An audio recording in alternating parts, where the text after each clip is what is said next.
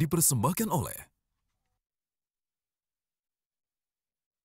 Ya pemirsa, kembali lagi bersama kami dalam Dialog 4 Pilar MPR RI. Saya kembali kepada Pak Muslim. Pak Muslim, kalau kita bicara untuk kedepannya nih, dalam paling tidak 5 tahun ke depan, apakah Anda sudah bisa mencermati bahwa sebetulnya pemerintah ini ada political will, niat baik kemudian bisa memanfaatkan secara baik anggaran 20% itu dan kemudian melakukan perbaikan? Bisakah pemerintah memenuhi kebutuhan itu dalam 5 tahun ke depan paling tidak? Saya pikir kalau untuk 5 tahun depan memang agak berat. Agak berat ya? Ya, dengan situasi kondisi hari ini saya pikir sangat berat ya. Namun demikian kita selaku dari DPR, tentunya dari Komisi 10 DPR ini kan tetap kita dorong terus. Ya, karena apa? Karena kita punya satu niat yang tulus bagaimana dunia pendidikan kita nih tambah hari jauh lebih bagus. Ya kan? Saya pikir dengan anggaran 20% yang ditetapkan dari pemerintahan Pak SBY, saya pikir ini harus kita maksimalkan. Cuma persoalan hari ini adalah bagaimana anggaran yang ada ini harus betul-betul tepat sasaran yang sampaikan tadi. Ketika anggaran ini tidak tepat sasaran, akhirnya kan yang kita harapkan juga tidak sesuai harapan. Oke. Iya kan? Bisa tidak anggaran-anggaran yang kemudian yang lari mungkin ke kementerian lain atau lembaga lain begitu ya, kata Pak Muslim tadi, itu kemudian bisa dikurangi atau mungkin dipotong atau seperti apa sebetulnya sih konsep idealnya itu Pak Muslim sebenarnya? Iya. Memang ini sudah berapa kali kita sampaikan bahwa anggaran pendidikan ini ada di sekitar 17 kementerian lembaga hari ini. Yang nomor 2 adalah Kementerian Agama. Itu di luar Kementerian Pendidikan itu? Ya, maka saya katakan tadi Kementerian Pendidikan di 2016 ini adalah itu tidak mencapai 100 triliun. Khusus Kementerian Pendidikan dan Kementerian Ristek Dikti, ya kan? Sisanya berarti sekitar 300 triliun itu ada di sekitar 16 kementerian lembaga tadi. Pernah kita sampai berapa kali, ya semua punya dasar. Semua kementerian punya, kami juga punya posisi pendidikan, ya kan? Punya argumen masing-masing. Punya argumen masing-masing.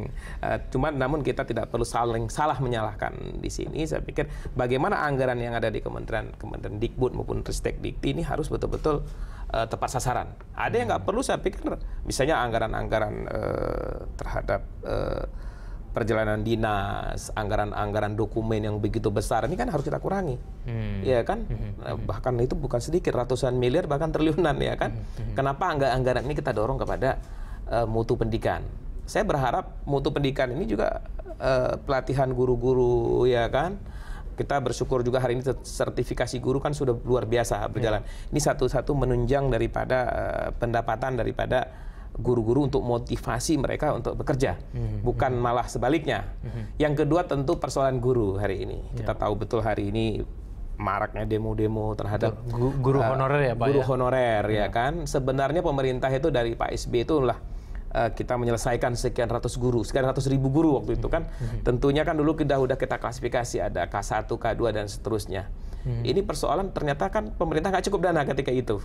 Kenapa yang tahap pertama kan itu tanpa tes, ya kan, itu sekitar 400.000 guru langsung mereka diangkat jadi pegawai negeri. Kemudian yang K2 hari ini kan masih tersisa, mereka melalui tes.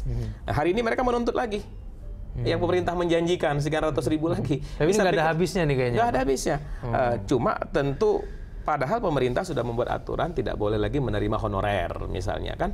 Tapi di daerah ya ada lagi pola baru bahwa hari ini kan sudah ada pegawai tetap non-PNS, misalnya kalau di kampus, itu kan resmi dari negara dibayar.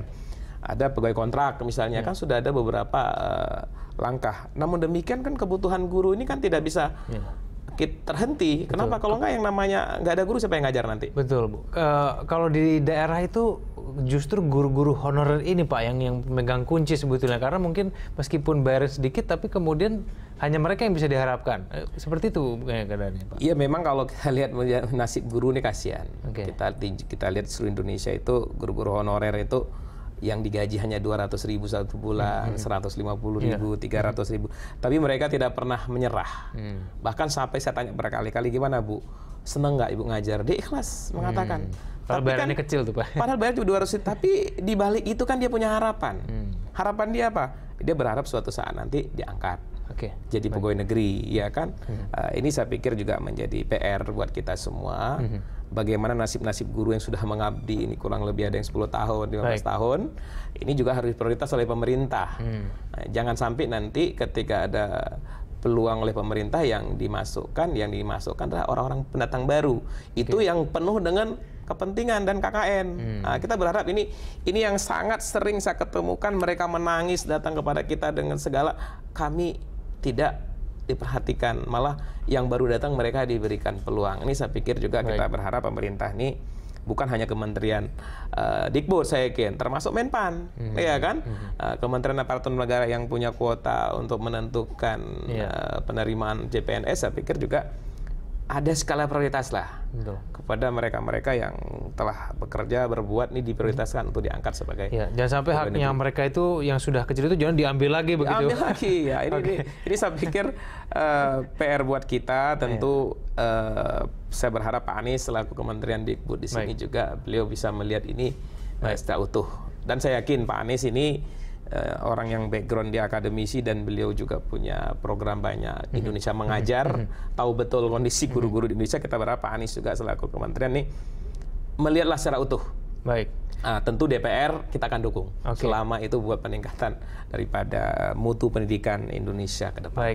Terakhir mungkin Pak Muslim, mungkin Anda punya himbauan khusus mungkin terkait Pak Menteri Anies atau mungkin pemerintah untuk kemudian mencerdaskan kehidupan berbangsa seperti apa, khususnya meningkatkan mutu pendidikan, Pak? Ya, kalau saya yakin ini kan lebih umum kepada pemerintah.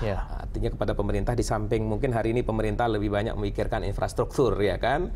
Tapi jangan salah, sehebat apapun infrastruktur ini kan tanpa ada sumber daya manusia yang bagus, saya pikir ini tidak akan maksimal. Kita berharapkan di samping pemerintah memikirkan daripada pembangunan infrastruktur di seluruh pulau di Indonesia ini juga berkualitas dan mampu bersaing dengan tetangga-tetangga kita yang ada di seberang sana, termasuk Malaysia dan Singapura yang di depan mata kita hari ini begitu hebatnya mutu pendidikan di Singapura dan di Malaysia. Saya pikir kita tidak tertinggal melulu gitu ya, Pak Muslim. Padahal dulu mereka belajar dari Indonesia seperti Malaysia kan. Hari ini kita rame-rame belajar ke Malaysia kan. Ini kita berharap nggak perlu terjadi ke depan. Baik Pak Muslim, terima kasih telah hadir bersama kami. Dan pemirsa, sampai di sini kebersamaan kita dalam Dialog 4 Pilar MPR RI. Saya Kevin Egan, mewakili kerabat kerja yang bertugas undur diri. Terima kasih atas perhatian Anda. Sampai jumpa.